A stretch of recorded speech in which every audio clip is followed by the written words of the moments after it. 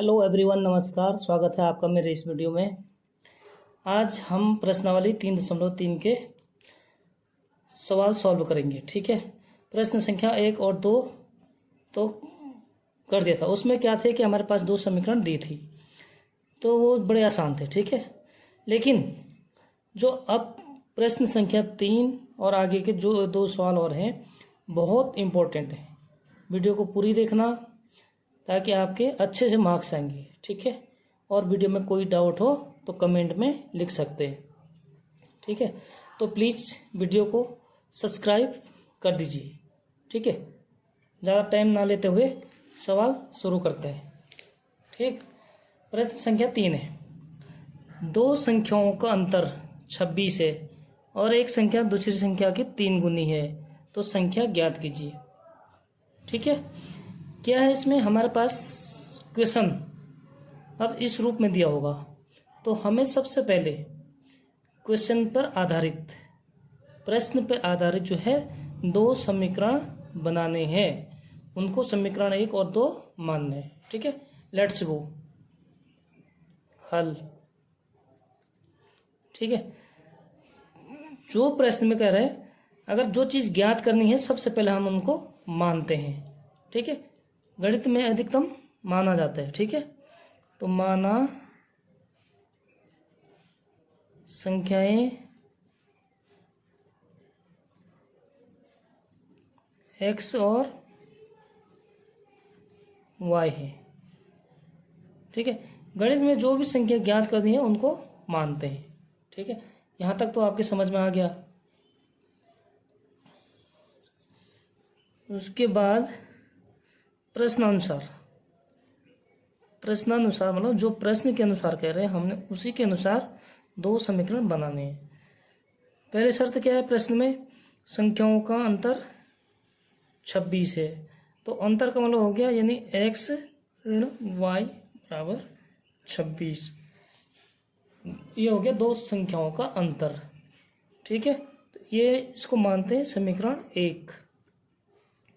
आगे क्या कह रहा है? और एक संख्या दूसरी संख्या की 3 गुनी है। एक संख्या मतलब दूसरी संख्या की 3 गुनी है। ठीक है, तो 3 गुनी वही संख्या होगी जो बड़ी होगी। तो हमने इस समीकरण में बड़ा x माना, तभी तो उसका अंतर घटाया y। ठीक है, तो हम दूसरी शर्त के अनुसार कह रहा एक संख्या दूसरी संख्या के 3 गुनी है। दूसरी संख्या को 3 गुण से गुणा कर दो, वो हो जाएगी पहली संख्या के बराबर।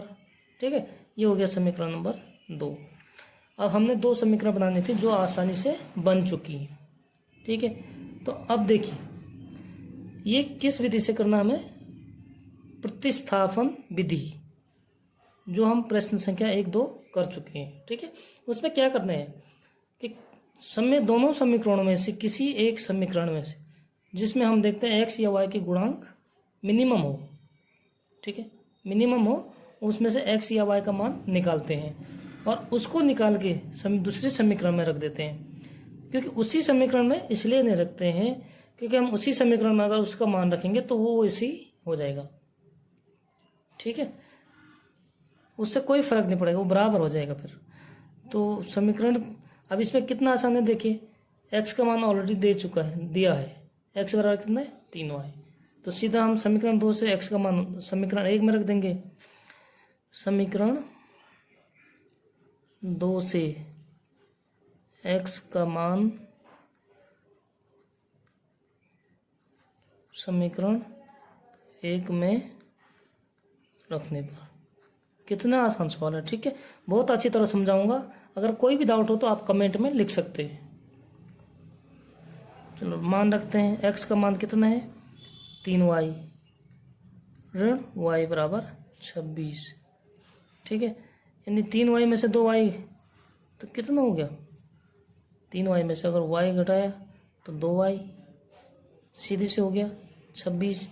यानी y बराबर 26/2 बराबर 13। ठीक है, y का मान आ गया 13। अब क्या करते हैं हम? y के मान को समीकरण 2 में रख देंगे तो x का मान आ जाएगा। ठीक है, y का मान समीकरण 2 में रखने पर रख देते हैं। कितना है?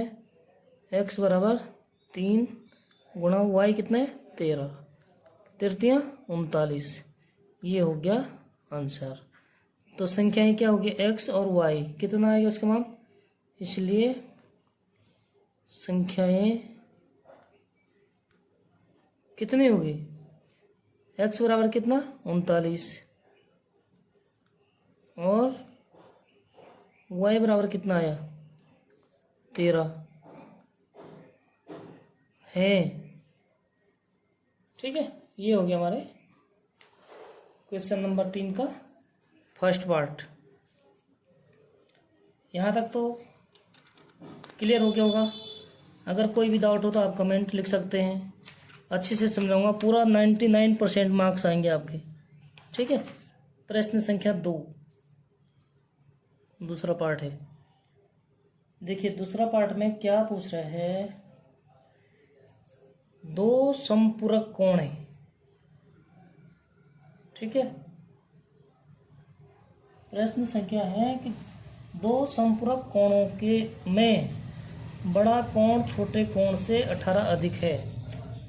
प्रश्न संख्या दूसरा है, 2 समपूरक कोणों में बड़ा कोण छोटे कोण से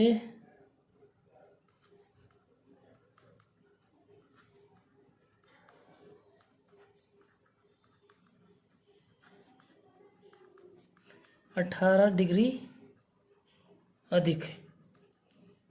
सवाल को अच्छे से पढ़ लेना है। ठीक है, तब उसके 2 समीकरण बनाने हैं। तो उन्हें ज्ञात कीजिए। कितना आसान है, देखिए। थोड़ा से आपको इसमें डाउट होगा। क्यों?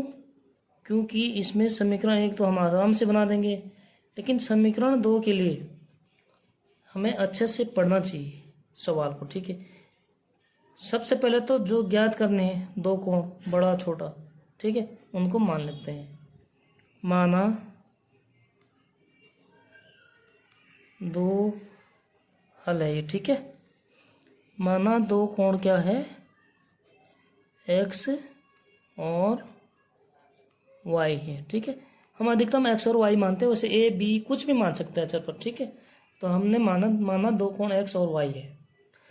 प्रश्न अनुसार इसी मेथड से आप एग्जाम में करेंगे। ठीक है, सेम लिखना पड़ेगा। प्रश्नानुसार, प्रश्नानुसार मतलब प्रश्न के अनुसार। बड़ा कोण माना x है। ठीक है, और छोटे कोण से 18 अधिक है, यानी x बराबर कितना करे? छोटे कोण से 18, y 18 अधिक है तो 18 जोड़ देंगे भाई। बड़ा कोण हो गया छोटे कोण से 18। ठीक है, यहाँ पे हम डिग्री नहीं लिख रहे, ये समीकरण बना रहे हैं इसलिए। ठीक है, तो ये हम डायरेक्ट लिख लेते हैं। तो x बराबर क्या हो गया? बड़ा कोण बराबर छोटा कोण धन 18। ये तो बन गया समीकरण 1।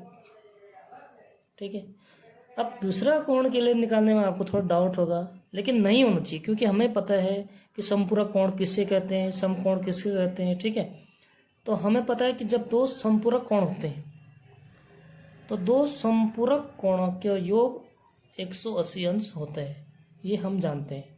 ठीक है, देखो 2 समपूरक कोणों का योग,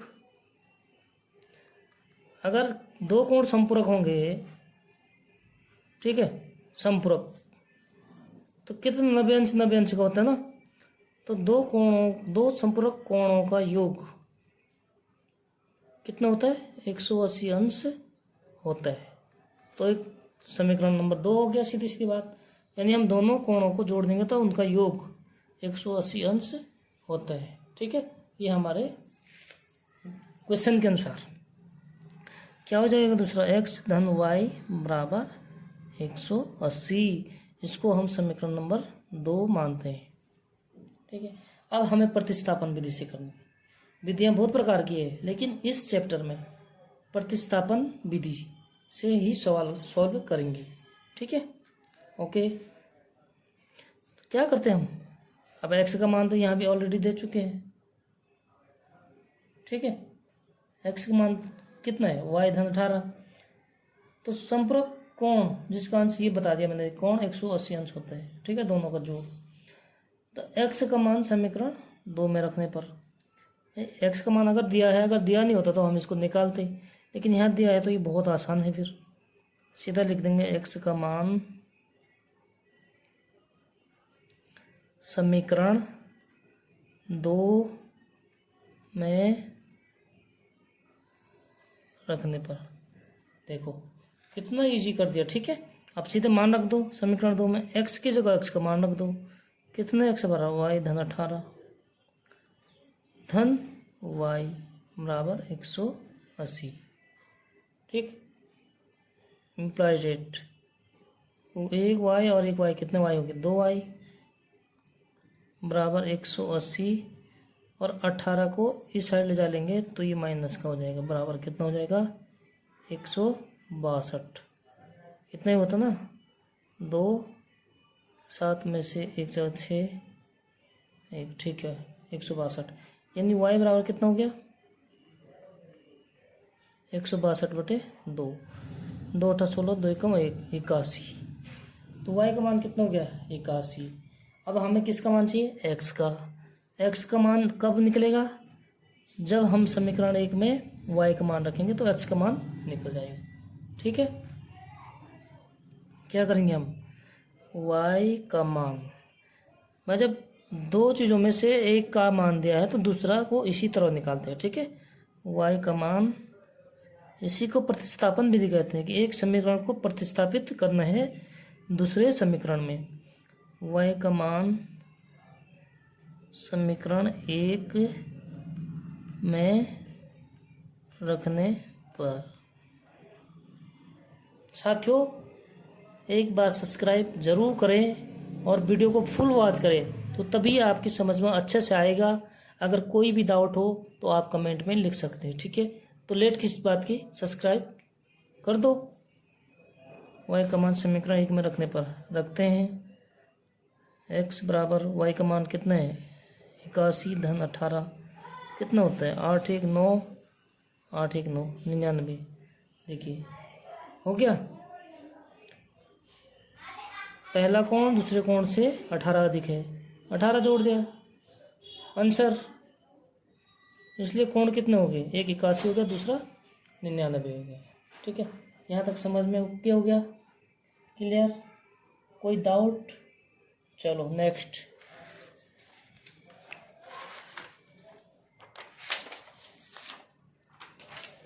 नेक्स्ट करते हैं। नेक्स्ट सवाल पहले लिख दिया मैंने ताकि कोई दिक्कत ना होगा, टाइम का बर्बाद ना हो, ठीक है। इसलिए सब्सक्राइब कर दो, टाइम को बर्बाद ना करते हुए तुरंत, ठीक है, ताकि मेरे को भी मोटिवेशन, मेरे को प्रेरणा मिलेगी, मैं अच्छी तरह से समझा सकूं। और अपने अगल बगल कक्षा 11 और 12 के स्टूडेंट्सों को भी बताइए कि इस चैनल पे बहुत अच्छे से समझाते हैं। जो अगर अच्छे से समझाया हुआ आपको लगता है तो लाइक ज़रूर करें, ठीक है। और वीडियो कैसी लगती है उसको भी कमेंट में लिखिए। देखो इसमें भी हमारे पास प्रश्न जो है विस्तार से दिया है, ठीक है। हमें बिल्कुल आसानी से समझने की ज़रूरत है, ठीक है। 2 समीकरण नहीं दिए हैं, सबसे पहले हमें 2 समीकरण बनाने हैं, ठीक है। कि एक क्रिकेट टीम के कोच ने 7 बल्ले और 6 गेंदें 3800 रुपये में खरीदी, ये है, और 6 गेंदें 3800 रुपये में खरीदी, 7 बल्ले 6 गेंदें, ठीक है। यहाँ तक क्लियर हो गया। बाद में 3 बल्ले और 5 गेंदें 1750 में खरीदी, तो प्रत्येक बल्ले और प्रत्येक गेंद का मूल्य ज्ञात कीजिए। प्रत्येक मतलब एक बॉल का और एक गेंद का मूल्य, हमें एक बल्ला और एक गेंद का मूल्य ज्ञात करने हैं। तो जो ज्ञात करने हम, मैंने क्या कहा, उसको सबसे पहले मानते हैं, सॉल्व करते हैं, ठीक है। माना एक बल्ले का मूल्य 100 रुपया और एक गेंद का मूल्य ₹y है। ठीक है, प्रश्न के अनुसार इसी सिस्टम से लिखेंगे इसको। ठीक है, प्रश्न अनुसार मतलब प्रश्न के अनुसार, मतलब जो प्रश्न कहेगा हम उसके अनुसार लिखेंगे। ठीक है, अगर 7 बल्ले खरीदे, 6 गेंदे खरीदे, रुपये कितने लगाए? 3800। एक बल्ले की कीमत अगर x रुपया है तो 7 बल्लों की कीमत कितना हो जाएगा? अगर 1 का 2 है तो 7 को 2 से गुणा करेंगे, 7 दूनी 14। अगर 1 का x है तो 7 को x से गुणा करेंगे। ठीक है, यानी 7 बल्ले का कीमत हो जाएगा 7x धन गेंदे कितने? 6। अगर एक गेंद की कीमत y रुपये है तो 6 गेंद की 6 को y से गुणा कर देंगे, 6y बराबर कितने में खरीदी? 3800 में। समीकरण एक आसानी से बन गया। ठीक है, इसको 1 मानते हैं।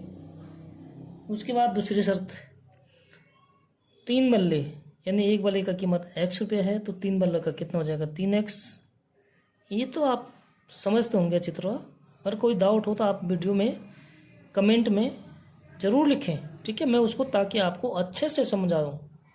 ठीक है, 3x और गेंदें कितनी है? 5। तो 5 गेंदों की कीमत 5y हो जाएगा। अगर एक गेंद की कीमत y रुपये है तो 5 को y से गुणा कर देंगे। ठीक है, तो टोटल कितने रुपए में खरीदिए? 1750 में। देखिए कितने आसानी से हमने 2 समीकरण बना दिए। ठीक है, अब जहाँ 2 समीकरण बन गए तो हमें पता है ग्राफिक विधि से तो इसको करना नहीं है, इसको करना है हमें प्रतिस्थापन विधि से। प्रतिस्थापन विधि के लिए क्या बताया मैंने? जिसमें दोनों समीकरण में से जो आपको अच्छा लगता है, ठीक है, दोनों में से किसी एक समीकरण में से जिसके गुणांक कम हो, तो हमें सबसे कम गुणांक लग रहे हैं यहाँ पे x के समीकरण 2 में। ठीक है, तो समीकरण 2 से ही करते हैं। फिर यही बताया था ना मैंने, जिसके गुणांक कम हो उसे क्या होता है कि हमें सॉल्व करने में आसानी होगी।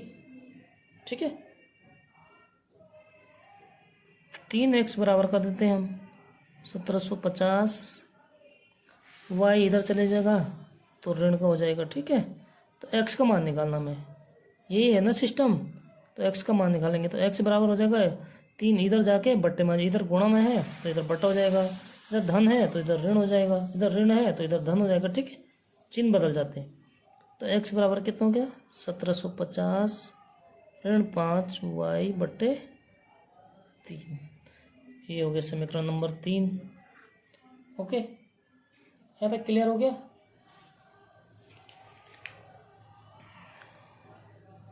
उसके बाद हम x का मान क्या करते हैं? जिस समीकरण से निकाले हैं उसमें नहीं रखते हैं। ठीक है, मान के चलो हमने 2000 में से 100 रुपये निकाले, इसी में रखेंगे तो फिर 2000 हो जाएगा ना, तो हम दूसरे में रखेंगे। ठीक है, इसी तरह हम अगर समीकरण 2 से हमने x का मान निकाला है तो हम उसको समीकरण 1 में रखेंगे।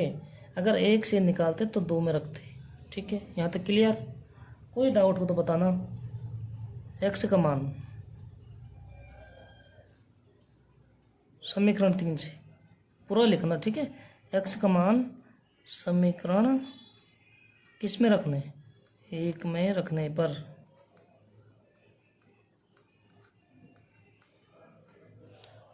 x का मान समीकरण 1 में रख देंगे। फिर रखिए कितना है? 7। x का मान रखते हैं 1750 ऋण 5y बट्टे 3। ठीक है, ये रखा हमने x का मान, और बाकी समीकरण को पूरा लिखेंगे। प्लस 6y बराबर 3800। क्लियर हो गया? ठीक है, तो इसका लॉसो निकालते हैं। ठीक है, ये तो आपको बता रखा मैंने। ठीक है, इसका लॉसो निकालते हैं, 3 हो जाएगा। ठीक, पूरे का लॉस हो जाएगा 3। 7 को इससे खोल देते हैं तो ये कितना हो जाएगा? अगर हम 7 से इसको खोल देंगे तो ये हो जाएगा 12250। 12250। ठीक है, 7 से 1750 को गुणा करेंगे, ऋण 7 पंजे 35 y। यहाँ तक क्लियर हो गया? इधर क्या है प्लस 6y बराबर 3800। ठीक है दोस्तों, यहाँ तक क्लियर हो गया। अब हम इसका लॉसअप निकालते हैं।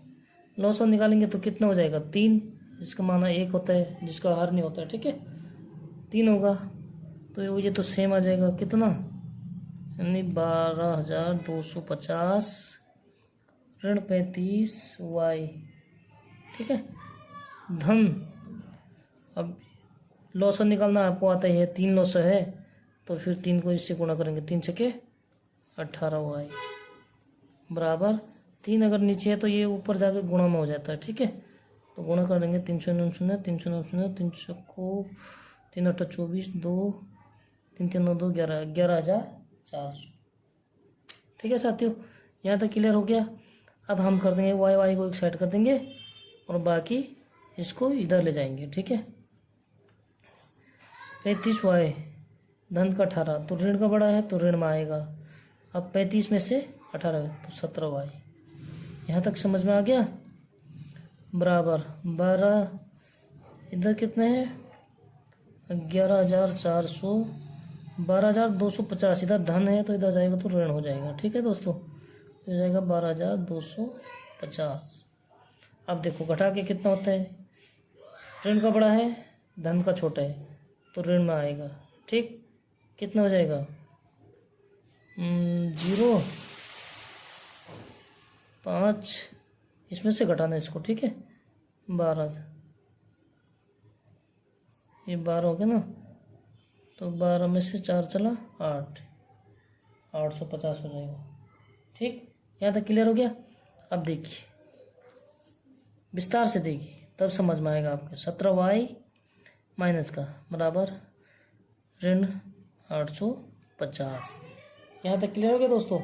अब देखिए अच्छे से देखिए आप, क्या होता है जब दोनों साइड ऋण है तो ये दोनों कट गई ऋण से ऋण। ठीक है, y बराबर हो जाएगा 850/17, 17 पंजे 85 0। कितना हो गया y बराबर 50। हमने y क्या माना था, गेंद की कीमत, बल्ले की कीमत क्या मानी थी x। x बराबर कितना है, जब y का मान रखेंगे हम x में, y का मान समीकरण 3 में रखने पर तभी तो x का मान आएगा। ठीक है, 3 में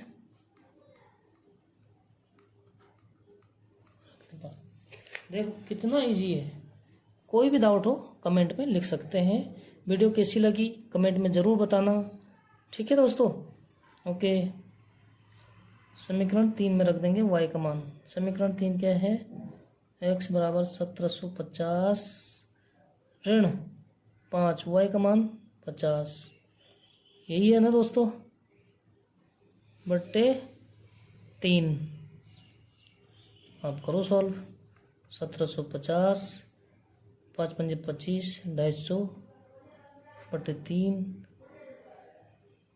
कितना हो गया 1500 बट्टे 3, 500। भाई ऐसे ही तो होगा। ठीक है,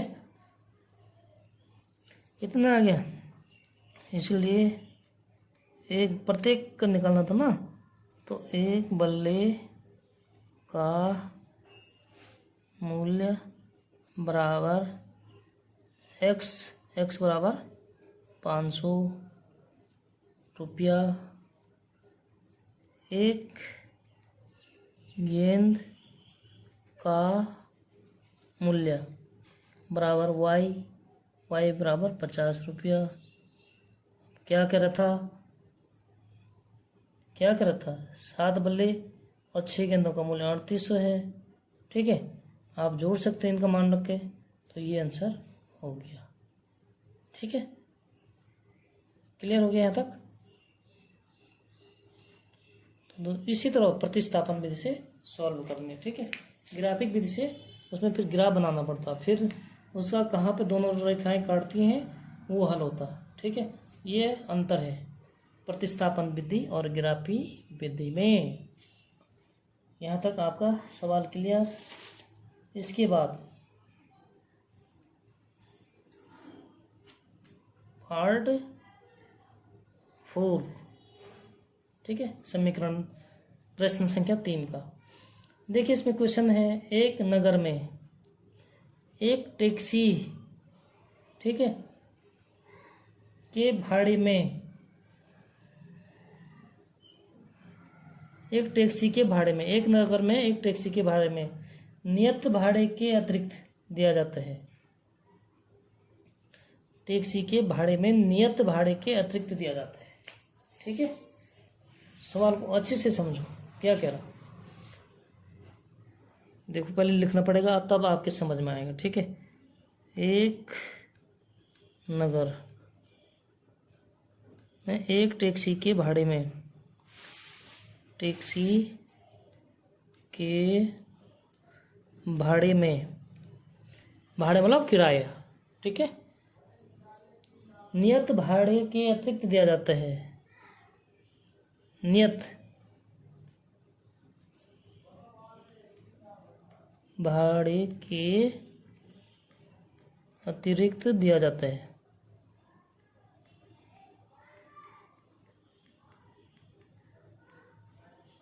ठीक है दोस्तों,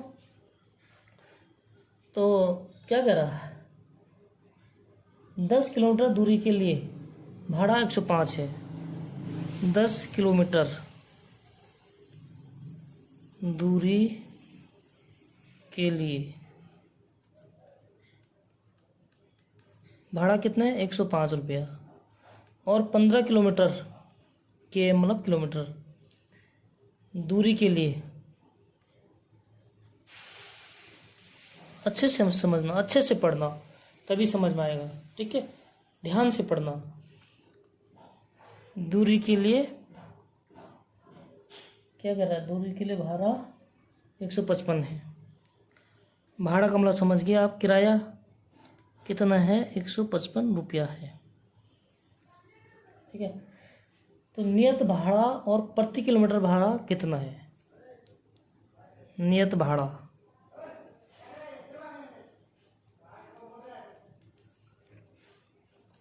और प्रति किलोमीटर,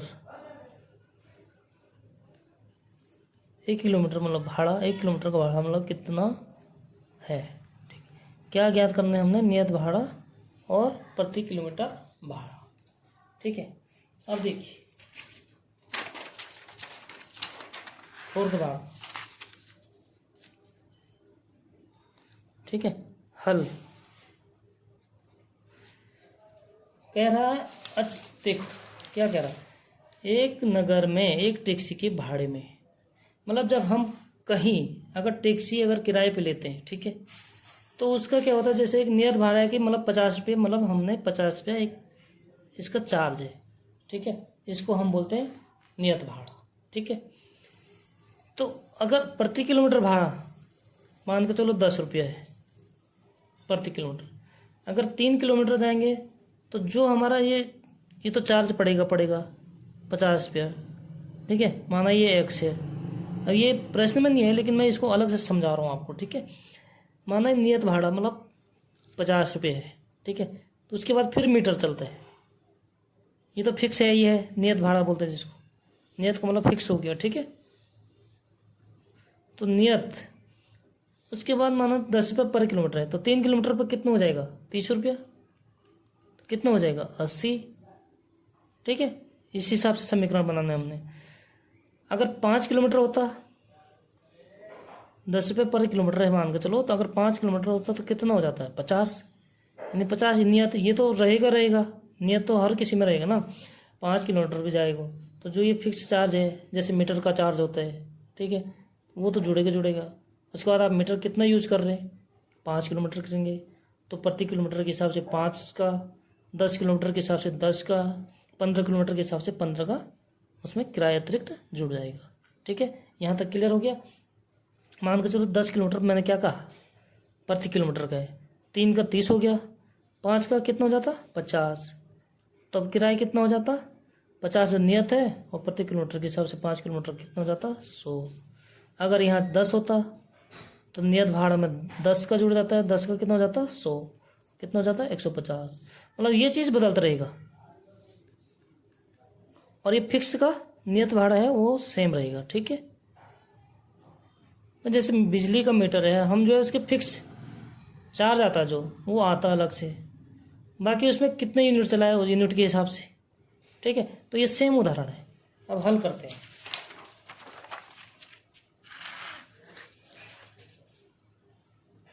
देखो,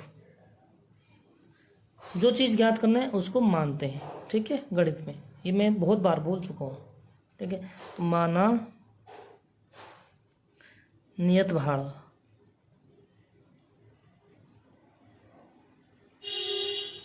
₹X है। समझ गए ना आपने नियत भाड़ा का मतलब। और प्रति किलोमीटर भाड़ा,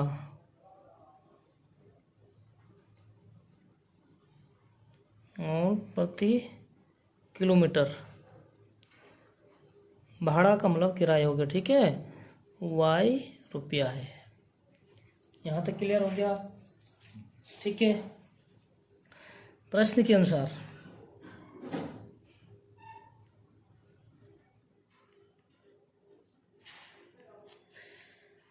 क्या कह रहा है प्रश्न में कि 10 किलोमीटर दूरी के लिए भाड़ा 105। अगर 1 किलोमीटर का भाड़ा हमारे पास, ये तो जुड़ेगा ही, x 10 किलोमीटर के लिए भी जुड़ेगा, नियत भाड़ा है। ठीक है, और नियत भाड़ा 15 किलोमीटर के लिए भी जुड़ेगा, 20 किलोमीटर तो 20 में भी जुड़ता। ठीक है, ये फिक्स है ना, मैं बता दिया नियत भाड़ा किसको बोलते हैं। अगर 10 किलोमीटर के लिए, अगर 1 किलोमीटर का किराया y है तो 10 किलोमीटर का कितना हो जाएगा, 10y। तो क्या करें, 10 किलोमीटर के लिए कितना हो जाता किराया, 105।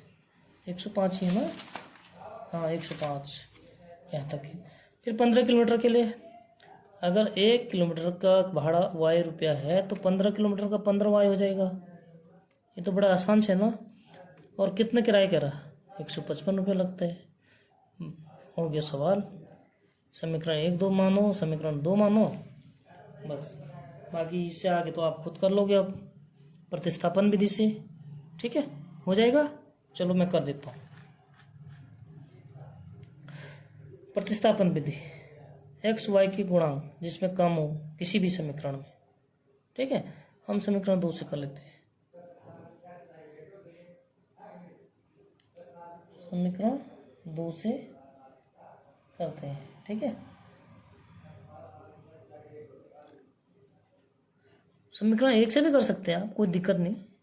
समीकरण 2 से x का मान निकालेंगे, कितना हो जाएगा, y इधर चला जाएगा, यानी 155 ऋण 15y।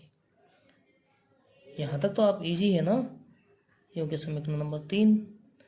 समीकरण 3 x का जो मान आएगा उसको रख देंगे हम समीकरण 1 में, क्योंकि 2 से निकाला है तो 2 में नहीं रखेंगे, 1 से निकालेंगे तो 1 में नहीं रखेंगे। ठीक है, दूसरी में रखेंगे। यहाँ तक तो आप क्लियर। तो समीकरण x का मान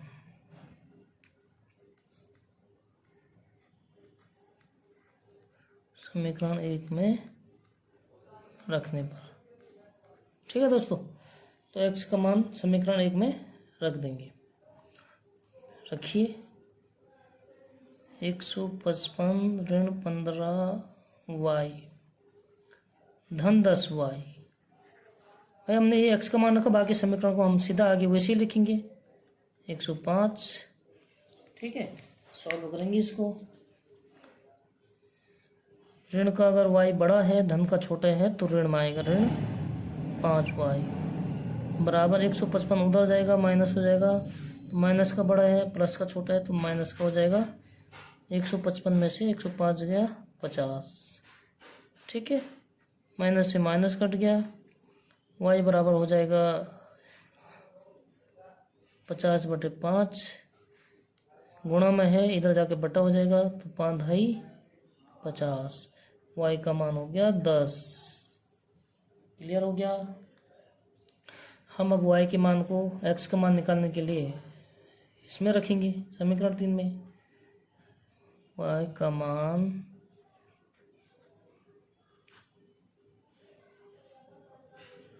समीकरण 3 में रखने पर तो किसका मान आ जाएगा यहाँ पर, फिर x का आ जाएगा। ठीक है, 3 में रख देते हैं। x बराबर 155 ऋण 15 गुणा y का 10, कितना हो गया, 150 हो जाएगा। 150 में से 155 में से 150 गया तो x बराबर कितना 5। आंसर कितना सरल है। यानी कितना हो गया, नियत भाड़ा कितना हो गया 5, प्रति किलोमीटर का भाड़ा कितना हो गया y, इसलिए लिख देंगे नीचे से, ठीक है। आंसर में टैक्सी का नियत भाड़ा पूरा लिखना बराबर x बराबर 5 रुपया जो फिक्स चार्ज है, ठीक है।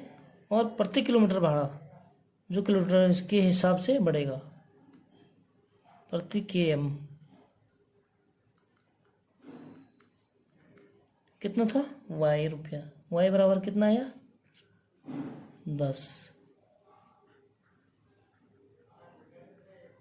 है। ये हो गया आंसर, ठीक है दोस्तों। यहाँ तक क्लियर हो गया। अब हम क्या करेंगे, ये हो गया चौथा पार्ट। पांचवा पार्ट और भी अच्छा है और भी आसान है। पता है क्या होता है, हमें पहले सबसे पहले हमें उसके प्रश्न को अच्छे से पढ़ना है। प्रश्न जो है मैं पढ़ देता हूँ, ये लिखना पड़ेगा। चलो लिख लेता हूँ, ठीक है। प्रश्न 5 ये हो गया आपका पार्ट 4 तक, ठीक है। प्रश्नावली 3.3 के प्रश्न संख्या 3 का चौथा भाग है, ठीक है। 5वां भाग और 6वां भाग बहुत इम्पोर्टेंट है। 5वां और 6वां बहुत इम्पोर्टेंट है,